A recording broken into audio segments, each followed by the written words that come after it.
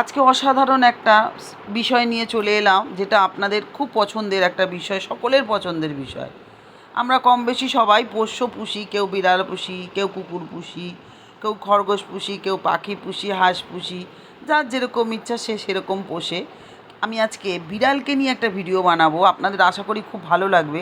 আপনারা জানতে পারবেন এই ভিডিওর মাধ্যমে বিড়ালের সৃষ্টি কীভাবে। তাছাড়াও বিড়াল সম্পর্কে অজানা অনেক তথ্য আমি দেব।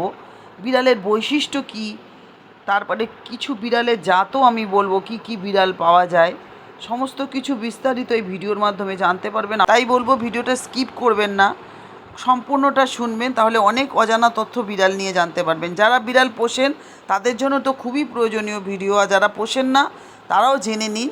যদি ভবিষ্যতে পোষার চিন্তা হয় তাহলে আপনাদের জন্য এই ভিডিওটা খুবই দরকারি। তো চলুন আজকে আমরা জানবো। তার আগে আমি বলবো, এই চ্যানেলে যদি নতুন হয়ে থাকেন অবশ্যই চ্যানেলটা সাবস্ক্রিপশন করে রাখবেন, তাহলে এই ধরনের মোটিভেশন, ইনফরমেশন, ধর্মীয় বিষয়ক সমস্ত ভিডিও আমি করে থাকি আপনারা পেয়ে যাবেন। আর অল বাটনে প্রেস করে রাখবেন, তাহলে আমি ভিডিও দিলেই পেয়ে যাবেন।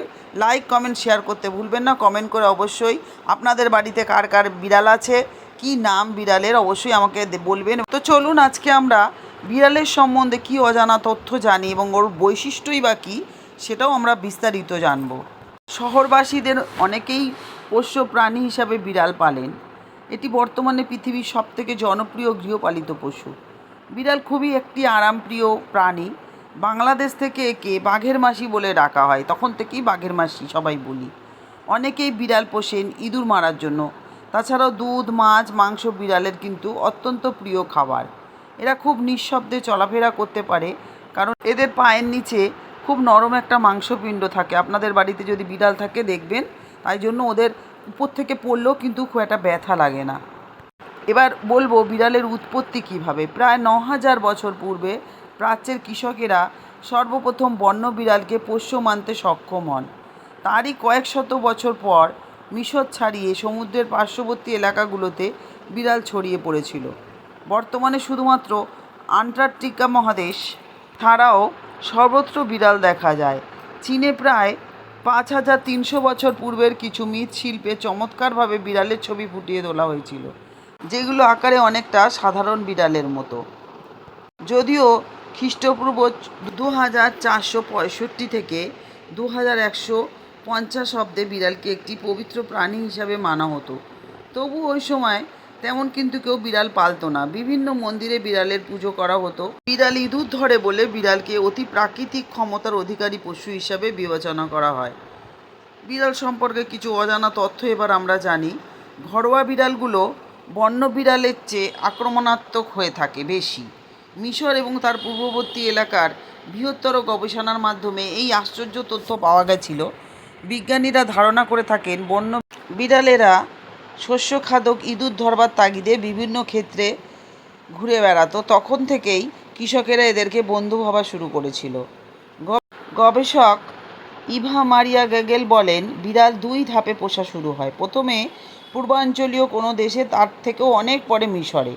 এরপর বিড়ালগুলো জাহাজে জাহাজে ছড়িয়ে পড়ে, কারণ তখন জাহাজে মজুত করা হয় শস্য এবং পণ্য। ইঁদুরের কবল থেকে বাঁচানোর জন্য একমাত্র কার্যকরী পন্থা ছিল এই বিড়াল। ইঁদুর ধরা থেকে যেভাবে পোষা প্রাণীতে পরিণত হলো সেই গল্পটা একটু জানি আমরা। বিড়াল শুরু থেকেই এত আদুরে বা অলস ধরনের প্রাণী ছিল না। প্রায় কয়েক বছর ধরে কৃষক এবং নাবিকদের হয়ে তারা ইঁদুর ধরেছে এবং অনেক অনেক উপকার করে এসছে।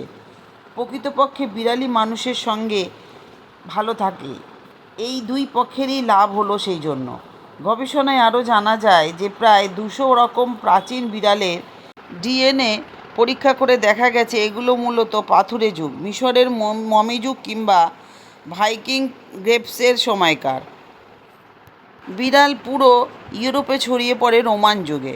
মজার ব্যাপার এটাই, টবি বিড়ালগুলোর উৎপত্তি হয়েছিল মধ্যযুগে। এই বিড়ালগুলোর ডিএনএতে এমন কিছু জিন পাওয়া গেছে যার কারণে এদের শরীরে নিখুঁত পশমের ডিজাইন থাকে। ৪র্দশ শতাব্দীর শুরুর দিকে পূর্ব তুরস্কে এই গবেষণা করা হয়। বেশ কয়েক শত বছরের মাঝেই এই বিড়ালগুলো সারা বিশ্বে আকর্ষণীয় হয়ে ওঠে। বুদ্ধির দিক থেকে টবি বিড়াল অন্যান্য প্রজাতি থেকে পিছিয়েই আছে বলা যায়। ডক্টর গেইগল আরও বলেন, বিড়াল আসলে প্রথম দিকেই খুব কমই সংকরিত হতো, যা কুকুরের বৈশিষ্ট্যের সম্পূর্ণ বিপরীত। এছাড়াও বিড়াল অনেক বেশি উপকারী ছিল, কিন্তু বর্তমানে অনেক রকমের সংকর বিড়াল দেখা যায়, যেমন কর্নিক্স, রেক্স, পার্সিয়ান ইত্যাদি। বর্তমানে সারা বিশ্বে বিভিন্ন জাতের গৃহপালিত বিড়াল দেখা যায়। এর একটি ছোট্ট তালিকা আমি বলছি, যেগুলো হলো American curl, American bobtail, Burmilla, Highlander, Japanese bobtail, Korean bobtail. আরও আছে ম্যাংকস আছে, মিনকিন্স আছে, এরপর অ্যাবিসিনিয়ান, অ্যারাবিয়ান মাও, এক্সেট্রা আরও অনেক বিড়াল আছে, বেঙ্গল, বোম্বে, এই ধরনের। এবার বিড়ালের কিছু বৈশিষ্ট্য আমি বলবো, যেগুলো আপনারা মোটামুটি কম বেশি দেখে থাকেন। বিড়াল একটা নিশাচর প্রাণী। বিড়ালের চোখে যে রেটিনা থাকে সেটাই কুইনাইন নামক একটি পদার্থ দ্বারা আবৃত, যার কারণে এদের চোখ আলোক সংবেদনশীল হয়। এই কারণে রাতের বেলায় আমরা বিড়ালের চোখকে জ্বলতে দেখি। বিড়ালের চোখের পর্দা 3 স্তর বিশিষ্ট। এদের ঘ্রাণ শক্তি কিন্তু খুব প্রবল হয়। এরা শুধুমাত্র ঘ্রাণ নিয়ে তারপরে খাবার খায়। কোনো বিড়ালের নাকের ভেতরে যদি মাংস বেড়ে যায় অথবা কোনো কারণে নাক বন্ধ হয়ে যায়, সেই কয়েকদিন তারা খাওয়ার রুচি হারিয়ে ফেলে এবং আস্তে আস্তে রোগা হয়ে যায়। আমেরিকান ববটেইল, বার্মিল্লা, এই জন্য এরা কোনো শব্দ শুনলেই খুব দ্রুত ঘাড় মাথা ঘুরিয়ে দেখার চেষ্টা করে এবং খুব সামান্য শব্দেই চমকে যায়। বিড়াল খুব একটা আকর্ষণীয় প্রিয় প্রাণী। লক্ষ্য করলে দেখা যায়, কোনো বাড়িতে যদি একই সাথে একটি ছোট্ট বাচ্চা এবং একটি বিড়াল থাকে, তাহলে বিড়ালটি ওই বাচ্চাটিকে তার প্রতিদ্বন্দ্বী মনে করে, কারণ স্বভাবতই বাচ্চাটির প্রতি সকলের আদর যত্ন একটু বেশি থাকে। সেই জন্য আরও একটি মজার বৈশিষ্ট্য এটাই, বিড়াল মানুষের কাছে গেলে বুঝতে পারে সে বিড়াল পছন্দ করে কি না। বিড়াল পছন্দ করে না এমন মানুষের কাছে এরা কিন্তু খুব একটা যায় না, এরা বুঝতে পারে। বিড়ালের আরও কিছু বৈশিষ্ট্য বলবো।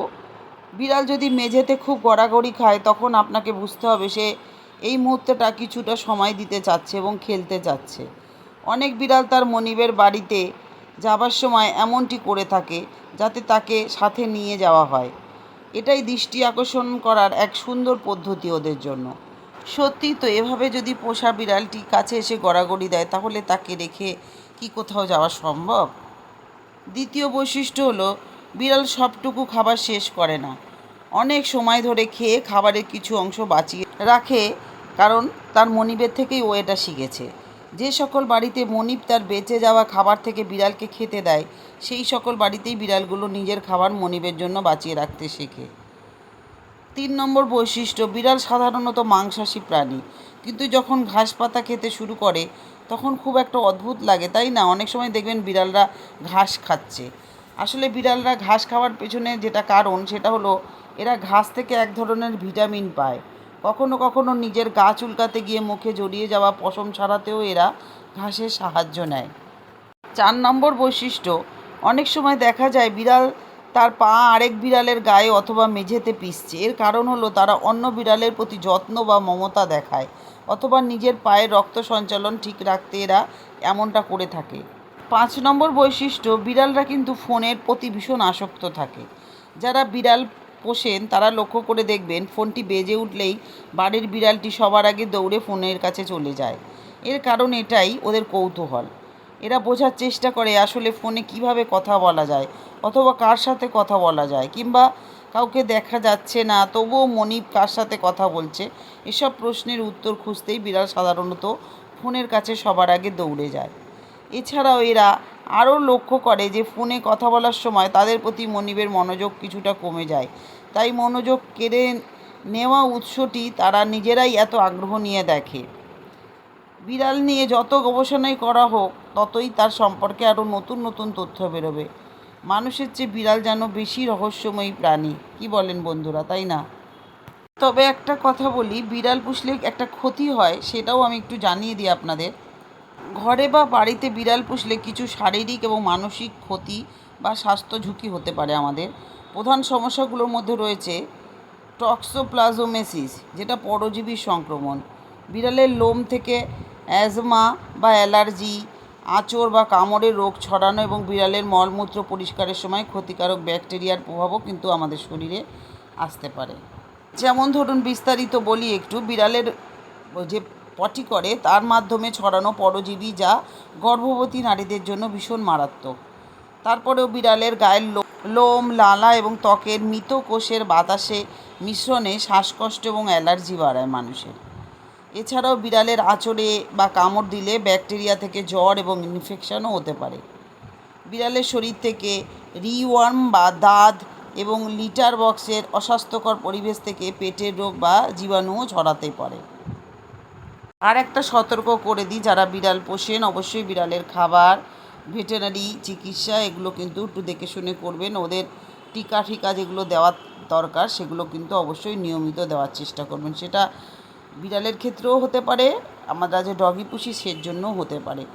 আর ওদের জন্য খুব সতর্ক এবং সচেতন থাকবেন যাতে ওদের সম্পূর্ণ স্বাস্থ্য ভালো থাকে, কারণ ওরা যদি সুস্থ থাকে তাহলে আমরা ভালো থাকবো, কারণ ঘরেই তো ওরা থাকে আমাদের নিজেদের আত্মীয় বা পরিজনের মতো। তো যাই হোক, আশা করি ভিডিওটা আপনাদের ভালো লেগেছে। ভালো লাগলে সকলের সাথে শেয়ার করে সকলকে এই সুন্দর তথ্য জানার সুযোগ করে দেবেন। কমেন্ট বক্সে অবশ্যই কার কী বিড়াল আছে না ডগি আছে অবশ্যই আমাকে কমেন্ট করে জানাবেন। আর ভালো থাকবেন, সুস্থ থাকবেন, আনন্দে থাকবেন। আজকে আসি, আবার দেখা হচ্ছে নতুন আরেকটা ভিডিও নিয়ে।